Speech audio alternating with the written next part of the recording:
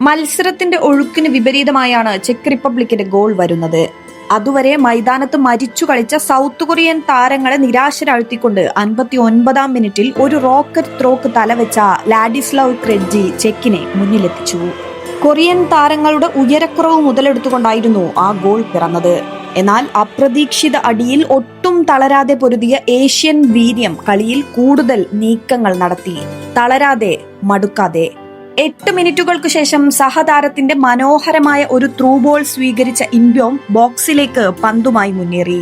തുടർന്ന് goal keeper ഉൾപ്പെടെയുള്ള പ്രതിരോധത്തെ കബളിപ്പിച്ച് പന്ത് പോസ്റ്റിലേക്ക് തട്ടിയിട്ടു. സമനിലയിൽ തൃപ്തിപ്പെടാൻ തയ്യാറാവാതിരുന്ന കൊറിയയുടെ വാശിയിലാണ് വിജയ ഗോൾ പിറക്കുന്നത്.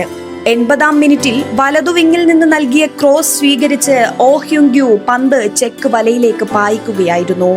തുടർച്ചയായ 11-ാം ലോകകപ്പ് കളിക്കാനെത്തുന്ന കൊറിയക്ക് ഗ്രൂപ്പ് എയിൽ നേടാനായ ആദ്യ ജയം അർഹിച്ചതുകൂടിയാണ്.